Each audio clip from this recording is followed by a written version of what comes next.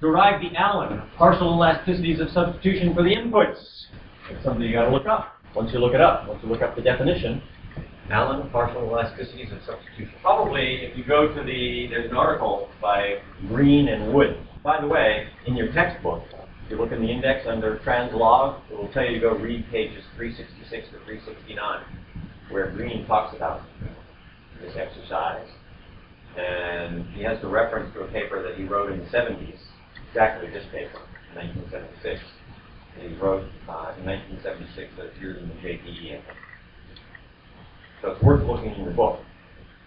I think it's pages 360 to 366, or 366 to 369 together. But it's in there. If you look in the index under translog, it will tell you where to go. And then he has the reference to his own paper in the footnote. Might be useful to look at that. Okay. As well as having to look up some of these other things in your microtheory textbook, like these partial elasticity substitutions between fuel and labor, say. So if we increase our fuel consumption by some percent, by what percent are we going to reduce our labor consumption to stay on the same isoquant? That's the idea behind these Allen elasticities substitution. Is this germane to what you guys are doing in finance? Sure. You've got a portfolio of securities. So if I shift away from one security by some percent, and I want to stay on the same yield curve, by how much do I have to increase this other security? By what percent? To stay on the same yield curve. Okay, so you're producing yields by choosing securities that you're going to include in your portfolio.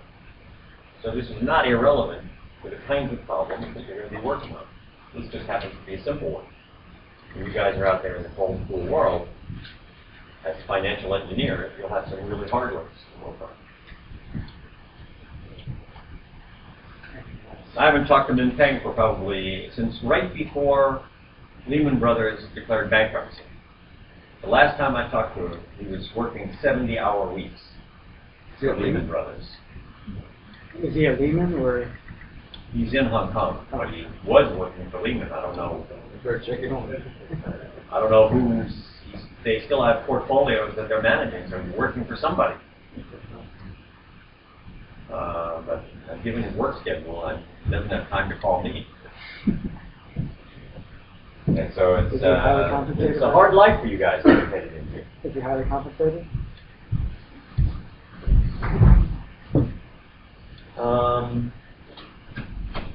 He says he should have driven a harder bargain.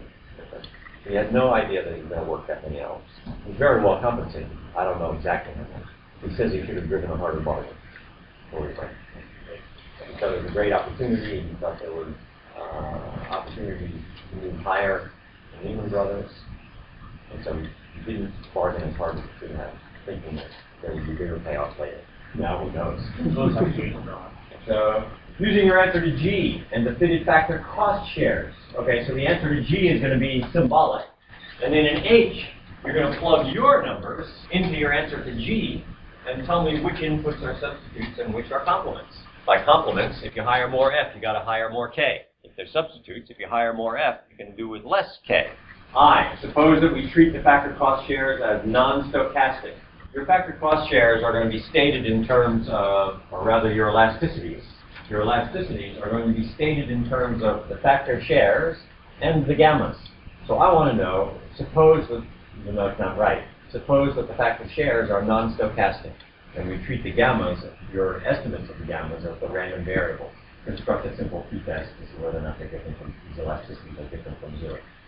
The reason that we're not doing it the right way is because your estimates of the unknown parameters appear in the numerator along with a factor share, and there are also factor shares in the denominator.